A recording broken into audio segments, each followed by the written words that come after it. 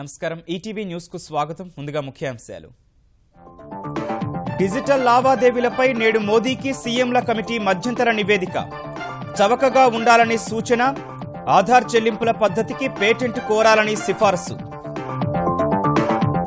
ప్రత్యేక ప్యాకేజీకి చట్టబద్ధత కల్పించాలని జైట్లీని కోరిన చంద్రబాబు ఆంధ్రప్రదేశ్కు సంబంధించిన అంశాలపై చర్చ అసెంబ్లీ సీట్ల పెంపునకు విజ్ఞప్తి ఆన్లైన్లోనే ఎంసెట్ సహా అన్ని ప్రవేశ పరీక్షలు నిర్వహించనున్న ఏపీ షెడ్యూల్ ప్రకటించిన మంత్రి గంటా 10 రోజుల్లోనే ఫలితాలు మిషన్ కాకతీయ 3వ దశపై తెలంగాణ సర్కారు దృష్టి ప్రతిపాదనలు పంపడంలో అలక్ష్యంపై హరీష్ ఆగ్రహం బిల్లులు ఆలస్యం కారాదని స్పష్టీకరణ హైదరాబాద్ చుట్టూ 4 ప్రభుత్వ ఆసుపత్రులకు ఉత్తర్వులు 500 పడకల సామర్థ్యంతో నిర్మాణం మాతా శిశు సంక్షేమానికి అదనంగా 250 పడకలు కర్ణాటకలో అధికార పక్ష నేతల అక్రమాల గుట్టురట్టు భారీగా పన్ను ఎగవేసిన మంత్రి పీసీసీ మహిళా నేత 162 కోట్లు స్వాధీనం చేసుకున్న ఐటీ శాఖ ఆస్ట్రేలియన్ ఓపెన్ క్వార్టర్స్ చేరిన నాదల్ గాయాల నుంచి కోలుకున్న తర్వాత తొలిసారి ముందంజ మహిళల సింగిల్స్ లో సెరెనా దూకుడు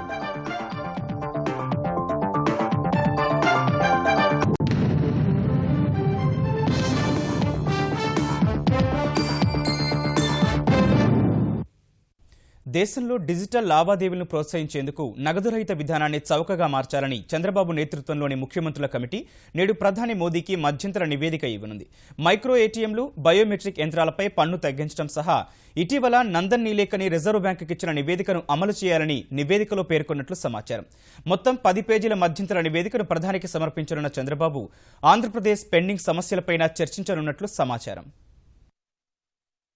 ఢిల్లీలో పర్యటిస్తున్న ముఖ్యమంత్రి చంద్రబాబు ప్రధానితో సమావేశానికి ముందు నగదురహిత లావాదేవీల అమలుకు కేంద్రం చేపట్టాల్సిన చర్యలపై మధ్యంతర నివేదికకు తుదిమెరుగులు దిద్దనున్నారు ముఖ్యమంత్రుల కమిటీలోని అధికారులతో కలిసి ఢిల్లీలో నివేదికపై చర్చించనున్నారు నీతి ఆయోగ్ సమావేశంలో పాల్గొననున్న సీఎం చంద్రబాబు సాయంత్రం 6 గంటల సమయంలో ప్రధాని నరేంద్ర మోదీతో భేటీ కానున్నారు డిజిటల్ లావాదేవీల ప్రోత్సాహంపై 13 మంది సభ్యుల ముఖ్యమంత్రుల కమిటీ మధ్యంతర నివేదికను ప్రధానికి చంద్రబాబు సమర్పించనున్నారు పెద్ద నోట్ల రద్దు తదనంతర పరిస్థితుల మధ్య డిజిటల్ చెల్లింపుల్లో పారదర్శకత ఆర్థిక కూర్పు వంటి విషయాల్లో చేపట్టాల్సిన కార్యాచరణ ప్రణాళికలను సూచించేందుకు ముఖ్యమంత్రుల కమిటీని కేంద్ర ప్రభుత్వం ఏర్పాటు చేసింది పెద్ద నోట్ల రద్దు అనంతరం నగదురహిత చెల్లింపుల విధానం ఏ మేరకు పెరిగింది ప్రజలు ఎంతవరకు ఈ విధానాన్ని అవలంబిస్తున్నారనే అంశంపై అన్ని అంశాల్ని క్రోడీకరించి నివేదిక రూపొందించినట్లు తెలిసింది డిజిటల్ లావాదేవీలపై వివిధ రాష్ట్రాల్లో పరిస్థితి ఏ విధంగా ఉందో నివేదికలో పొందుపరచనున్నారు నగదురహిత లావాదేవీలను చవక చేయడంతో పాటు డిజిటల్ లావాదేవీల్లో పౌరులకు ఇస్తున్న మర్చెంట్ డిస్కౌంట్ ఇన్సెంటివ్ ఎండీలను తగ్గించాలని సిఫారసు చేయనున్నట్లు సమాచారం గ్రామీణ ప్రాంతాల్లో బ్యాంకులు మౌలిక సదుపాయాలు పెంచడంతో పాటు నగదురహిత లావాదేవీలు ప్రోత్సహించేందుకు తీసుకోవాల్సిన చర్యలను నివేదికలో పొందుపరిచారు ప్రధానితో సమావేశంలో భాగంగా ఆధార్ ఆధారిత చెల్లింపులపై ప్రత్యేక పవర్ పాయింట్ ప్రజెంటేషన్ ఇవ్వనున్నట్లు సమాచారం ఆధార్ ఆధారిత చెల్లింపుల పద్ధతి ప్రపంచంలోనే మరెక్కడా లేనందున పేటెంట్కు దరఖాస్తు చేయాలని కోరనున్నారు కొత్తగా వస్తున్న పేమెంట్ బ్యాంకుల మధ్య ఇంటర్ ఆపరేటబిలిటీ ఉండాలని చంద్రబాబు నేతృత్వంలోని కమిటీ కోరనుంది ప్రధానితో సుదీర్ఘ సమావేశం అనంతరం రాత్రికి ముఖ్యమంత్రి చంద్రబాబు విజయవాడకు తిరిగి రానున్నారు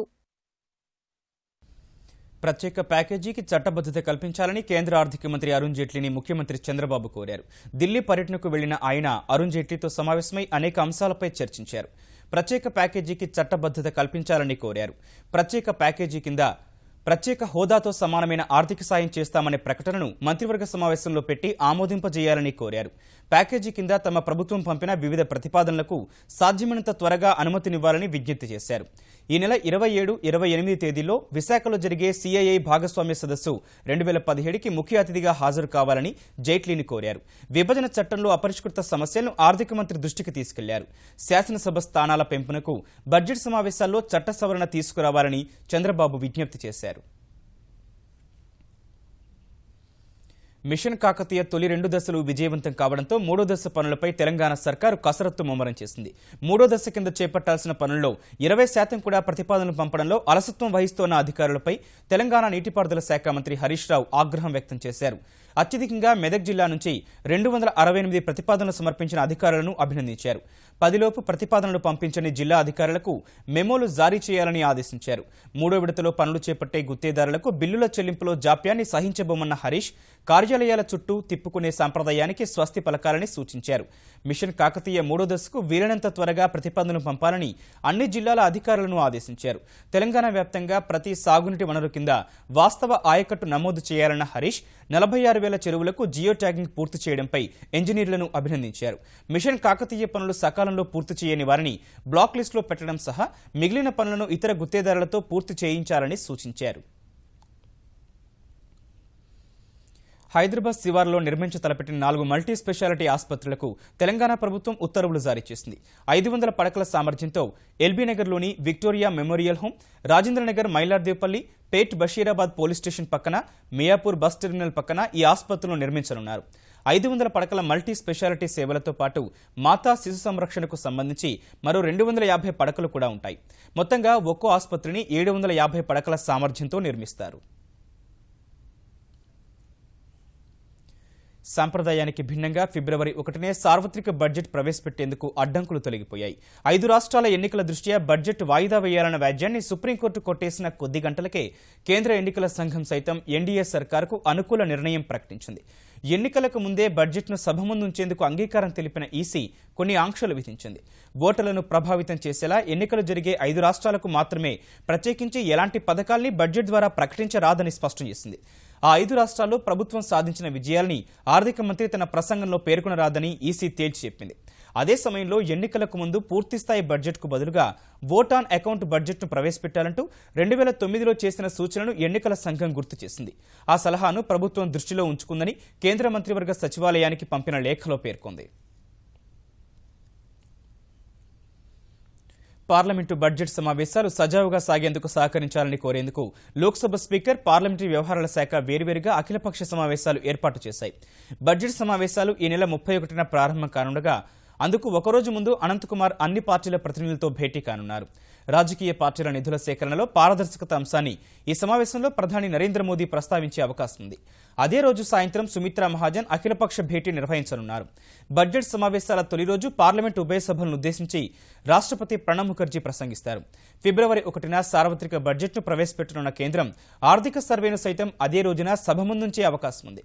బడ్జెట్ సమావేశాల తొలి విడత ఫిబ్రవరి 9తో ముగియనుండగా మార్చి 9 నుంచి ఏప్రిల్ 12 వరకు మలి విడత సమావేశాలు జరగనున్నాయి. కర్ణాటకలో అధికార కాంగ్రెస్ నేతల గుట్టును ఆదాయ పన్ను విభాగం రట్టు చేసింది. ఆ రాష్ట్ర చిన్న తరహా పరిశ్రమల మంత్రి రమేష్ జార్కిహొళి, కాంగ్రెస్ మహిళా విభాగం అధ్యక్షురాలు లక్ష్మీ హెబ్బాళ్కర్ నివాసాల్లో ఐటీ జరిపిన సోదాల్లో 162 కోట్ల రూపాయల విలువైన అక్రమాస్తులు బయటపడ్డాయి. 41 లక్షల రూపాయల నగదు, 12 కిలోలకు పైగా బంగారు ఆభరణాలు పట్టుబడ్డాయి. రమేష్, లక్ష్మీకి చెందిన సంస్థలు చక్కెర వ్యాపారం చేస్తూ పన్ను ఎగవేతకు పాల్పడుతున్నాయన్న ఆరోపణల నడుమ వారి నివాసాలపై ఈ నెల 19న దాడులకు దిగినట్లు ఐటీ శాఖ అధికారులు చెప్పారు. కుటుంబ సభ్యులు, అనుచరులు, సహకార బ్యాంకుల్లోని కొందరి ఖాతాల్లో భారీ మొత్తంలో నగదు జమ చేసి తర్వాత ఆ సొమ్మును చక్కెర ఉత్పత్తి సంస్థలకు బదిలీ చేసినట్లు గుర్తించారు. అసలు ఎవరో తెలియని వ్యక్తుల్ని చక్కెర సంస్థలు భాగస్వాములుగా చూపడం సహా అనేక మార్గాల ద్వారా పన్ను ఎగవేతకు పాల్పడి ఆస్తులు కూడబెట్టినట్లు నిర్ధారించారు. ఈ కేసుతో సంబంధం ఉన్న అనేక మందికి సమన్లు జారీ చేసి విచారణ కొనసాగిస్తున్నట్లు ఐటీ శాఖ అధికారులు వెల్లడించారు.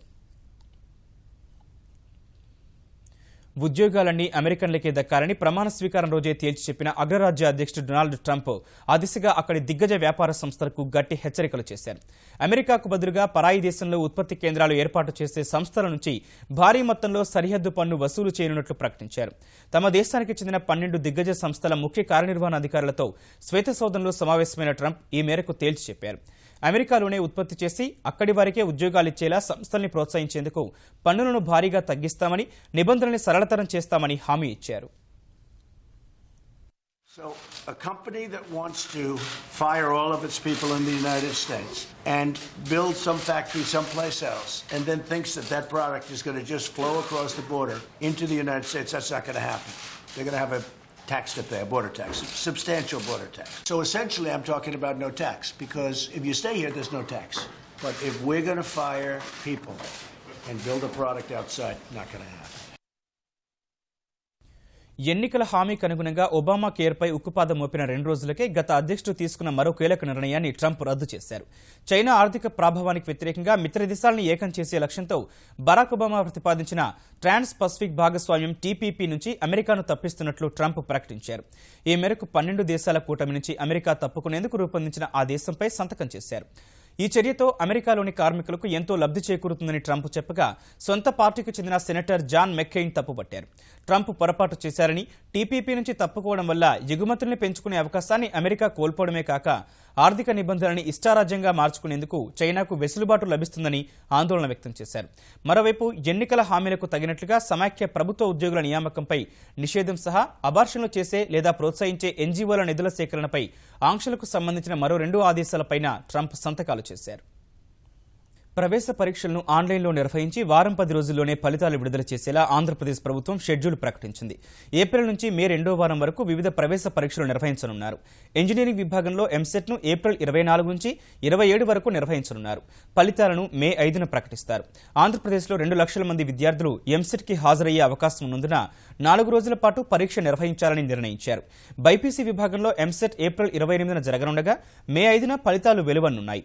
ఎడ్సెట్ పరీక్ష ఏప్రిల్ 19న, ఫలితాలు ఏప్రిల్ 25న ప్రకటిస్తారు. లాసెట్ పరీక్షను కూడా ఏప్రిల్ 19న నిర్వహించి ఏప్రిల్ 25న ఫలితాలను వెలువరిస్తారు. ఈసెట్ మే 3న జరగనుండగా మే 8న ఫలితాలు రానున్నాయి. ఐసెట్ మే 2లో నిర్వహించనుండగా ఫలితాలు మే 9న ప్రకటించనున్నారు. పీజీ ఈసెట్ను మే 10, 11 తేదీల్లో నిర్వహించి 14న ఫలితాలను ప్రకటించనున్నారు. కమ్యూనికేషన్ డిపార్ట్మెంట్ యొక్క కన్సల్టేషన్ తోటి ఏపీ ఆన్లైన్ ఈ సెట్స్ అన్ని కూడా కండక్ట్ చేస్తాం. ఫస్ట్ టైం ఆన్లైన్ రాస్తున్నాం కాబట్టి ఎస్పెషల్లీ ఎవరైనా రూరల్ బ్యాక్గ్రౌండ్ ఉన్నారో వాళ్ళకి మెయిన్ ఫోకస్ చేస్తూ ఒక అవేర్నెస్ ప్రోగ్రామ్ ఒకటి క్రియేట్ చేయాలని చెప్పి అనుకుంటున్నాము. ఏ విధంగా ఎగ్జామినేషన్ జరుగుతుంది ఇవన్నీ కూడా ఒక గైడ్ లైన్ మొత్తం కూడా స్టూడెంట్స్ తయారు చేసి దాని వెబ్సైట్స్ లో పెట్టడం కూడా జరుగుతా ఉంది. రేపు 15వ తేదీ నుంచి ఫిబ్రవరి ఇంటర్నెట్ లో వాళ్ళు మ్యాక్ టెస్ట్లని కూడా ఇంటి నుంచి కూడా వాళ్ళు ప్రాక్టీస్ చేసుకోవచ్చు. టెస్ట్ సెంటర్ కానీ లేకపోతే రూట్ మ్యాప్ కానీ లేకపోతే ఇవన్నీ కూడా ఎప్పటికప్పుడు తెలుసుకోవడం కోసం ఈజీగా వాళ్ళ మొబైల్లోనే యాప్స్ ఒకటి తయారు చేస్తా ఉన్నారు. విజయనగరం జిల్లా కూనేరు వద్ద జరిగిన హీరాఖండ్ రైలు ప్రమాద ఘటనా స్థలాన్ని ఆంధ్రప్రదేశ్ ప్రతిపక్ష నేత జగన్ పరిశీలించారు. చినకొదమ, కొత్త వలసకు వెళ్లి బాధిత కుటుంబాలను పరామర్శించారు. మృతి చెందిన వారి కుటుంబాలకు కనీసం 20 లక్షల చొప్పున ప్రభుత్వం సాయం చేయాలని జగన్ డిమాండ్ చేశారు. విద్రోహ చర్యనా లేకపోతే రైల్వే తప్పిదమా అని చెప్పి ఎంక్వైరీ జరుగుతా ఉన్నప్పుడు ముఖ్యమంత్రి ఇక్కడికి వచ్చి ఎంక్వైరీ నేను పట్టించుకుంటున్నాను, 40 మంది చనిపోయిన దాని మీద నాకు సానుభూతి ఉంది అని చెప్పే కార్యక్రమం చేయడం, ఎంక్వైరీలో వచ్చిన రిపోర్టును బహిర్గతం చేయాలి. రైల్వే డిపార్ట్మెంట్, స్టేట్ గవర్నమెంట్ మనుషులను ప్రొటెక్ట్ చేయడం కోసం ఏం చర్యలు తీసుకున్నారు, ఏం చర్యలు తీసుకోబోతున్నారు అన్నది చెప్పాలి. ఉద్యోగుల ఆరోగ్య పథకంలో వైద్య ఖర్చును సవరించినట్లు ఆంధ్రప్రదేశ్ వైద్యారోగ్య శాఖ మంత్రి కామినేని శ్రీనివాస్ విజయవాడలో తెలిపారు. 21.11% వైద్య ఖర్చులను పెంచినట్లు ఆయన చెప్పారు. ప్రైవేటు ఆసుపత్రుల యాజమాన్యాలతో ఈ నెల 30న మరో దఫా సమావేశం ఏర్పాటు చేసినట్లు వెల్లడించారు. తిరుపతి, కర్నూలు, గుంటూరు, విశాఖల్లో స్వైన్ ఫ్లూ ల్యాబొరేటరీలను ఏర్పాటు చేసినట్లు తెలిపిన ఆయన ప్రైవేటు ఆసుపత్రుల్లో స్వైన్ ఫ్లూ చికిత్స చేసిన బాధితుల శాంపిళ్లను తప్పనిసరిగా ప్రభుత్వం ఏర్పాటు చేసిన ల్యాబ్లకు పంపాలని స్పష్టం చేశారు. 0.11% from February 1st coming years CPI ప్రకారం ఉంటుంది. హైదరాబాద్ లో హాస్పిటల్స్ కి మాత్రం ఇక్కడ paediatric cardiology and cancer care లేదు కాబట్టి అక్కడ హాస్పిటల్స్ లో ఆ 2 అలౌ చేస్తాం. హైదరాబాద్ హాస్పిటల్స్ కి అక్కడ ఉన్న పెన్షనర్స్, ఎంప్లాయీస్, హెచ్ఓడీలు ఇంకా ఉన్న వాళ్ళకి అక్కడ హైదరాబాద్ హాస్పిటల్స్ లో అలౌ చేస్తాం. మిగిలిన అన్ని ఇంకా హైదరాబాద్ హాస్పిటల్స్ లో లేవు.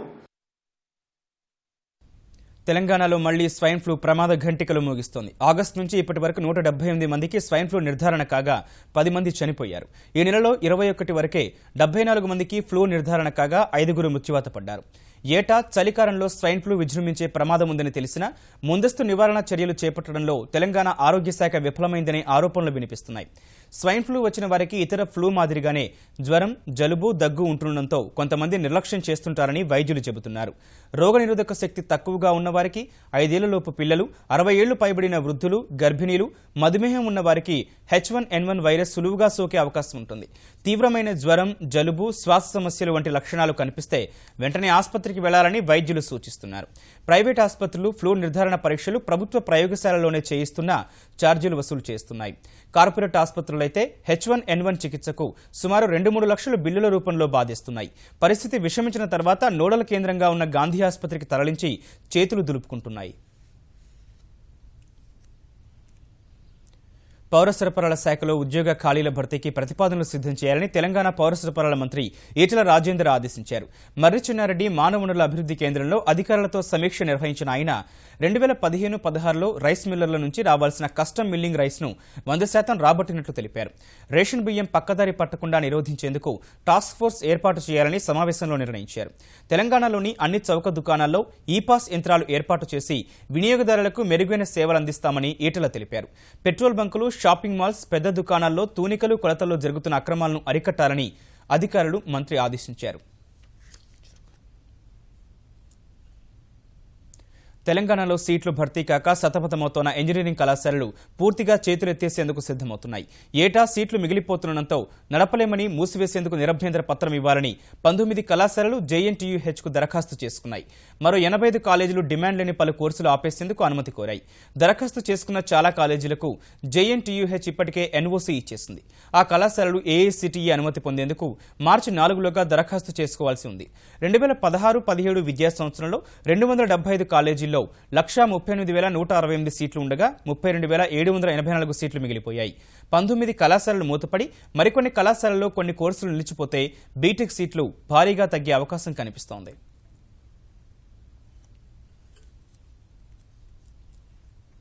విజయ్ మాల్యా రుణ ఎగవేత వ్యవహారంలో అరెస్టుల పర్వం ఊపందుకుంది. రుణాల మంజూరులో అక్రమాలకు పాల్పడ్డ కేసులో IDBI బ్యాంకు మాజీ చైర్మన్ సహా మరో 8 మందిని కేంద్ర దర్యాప్తు సంస్థ అరెస్టు చేసింది. వేర్వేరు బ్యాంకులకు విజయ్ మాల్యా వేల కోట్ల రూపాయలు ఎగ్గొట్టి విదేశాలకు పరారైన కేసును దర్యాప్తు చేస్తోన్న CBI అప్పటి IDBI chairman Yogesh Agarwal, Kingfisher airlines CFO Raghunathan మధ్య జరిగిన సంభాషణల్ని సంపాదించింది. వాటిని పరిశీలించి IDBI నుంచి కింగ్ఫిషర్కు 900 కోట్ల రూపాయలకు పైగా రుణాలు మంజూరు చేయడంలో నిబంధనల అతిక్రమణ జరిగిందని నిర్ధారించింది. మాల్యా, కింగ్ఫిషర్ సంస్థ, రఘునాథన్ సహా IDBIకి చెందిన అధికారులపై కేసు నమోదు చేసిన CBI 11 చోట్ల సోదాలు జరిపింది. అనంతరం IDBI మాజీ చైర్మన్, బ్యాంకుకు చెందిన 9 మాజీ అధికారులు, కింగ్ఫిషర్ ఎయిర్లైన్స్కు చెందిన 9 మాజీ అధికారులని కేంద్ర దర్యాప్తు సంస్థ అరెస్టు చేసింది. సంప్రదాయ క్రీడ జల్లికట్టుకు మార్గం సుగమం చేస్తూ తమిళనాడు శాసనసభ ఆమోదించిన బిల్లుకు సంబంధించి సర్వోన్నత న్యాయస్థానంలో ఒక్కరోజే దాదాపు 70 కేవియట్లు దాఖలయ్యాయి. బిల్లును న్యాయపరంగా ఎవరైనా సవాల్ చేస్తే ఆదేశాలు ఇచ్చే ముందు తమ వాదనలు వినాలని కోరుతూ జల్లికట్టు మద్దతు సంఘాలు, వ్యక్తులు సుప్రీంకోర్టును ఆశ్రయించారు. ఇలా దాదాపు 70 పిటిషన్లు దాఖలు కాగా వాటిలో 16 కేవియట్లను సుప్రీంకోర్టు రిజిస్ట్రీ ఇప్పటికే అనుమతించిందని న్యాయవాదులు తెలిపారు. జల్లికట్టుపై తెచ్చిన ఆర్డినెన్స్ విషయంలో తమిళనాడు ప్రభుత్వం శనివారమే సుప్రీంకోర్టులో కేవియట్ దాఖలు చేసింది. ముఖ్యాంశాలు మరోసారి చూద్దాం. డిజిటల్ లావాదేవీలపై నేడు మోదీకి సీఎంల కమిటీ మధ్యంతర నివేదిక. చవకగా ఉండాలని సూచన, ఆధార్ చెల్లింపుల పద్ధతికి పేటెంట్ కోరాలని సిఫార్సు. ప్రత్యేక ప్యాకేజీకి చట్టబద్ధత కల్పించాలని జైట్లీని కోరిన చంద్రబాబు. ఆంధ్రప్రదేశ్కు సంబంధించిన అంశాలపై చర్చ. అసెంబ్లీ సీట్ల పెంపునకు విజ్ఞప్తి. ఆన్లైన్లోనే ఎంసెట్ సహా అన్ని ప్రవేశ పరీక్షలు నిర్వహించనున్న ఏపీ. షెడ్యూల్ ప్రకటించిన మంత్రి గంటా. 10 రోజుల్లోనే ఫలితాలు. మిషన్ కాకతీయ 3వ దశపై తెలంగాణ సర్కారు దృష్టి. ప్రతిపాదనలు పంపడంలో అలక్ష్యంపై హరీష్ ఆగ్రహం. బిల్లులు ఆలస్యం కారాదని స్పష్టీకరణ. హైదరాబాద్ చుట్టూ 4 ప్రభుత్వ ఆసుపత్రులకు ఉత్తర్వులు. 500 పడకల సామర్థ్యంతో నిర్మాణం. మాతా శిశు సంక్షేమానికి అదనంగా 250 పడకలు. కర్ణాటకలో అధికార పక్ష నేతల అక్రమాల గుట్టురట్టు. భారీగా పన్ను ఎగవేసిన మంత్రి, PCC మహిళా నేత. 162 కోట్లు స్వాధీనం చేసుకున్న IT శాఖ. ఆస్ట్రేలియన్ ఓపెన్ క్వార్టర్స్ చేరిన నాదల్. గాయాల నుంచి కోలుకున్న తర్వాత తొలిసారి ముందంజ. మహిళల సింగిల్స్ లో సెరెనా దూకుడు.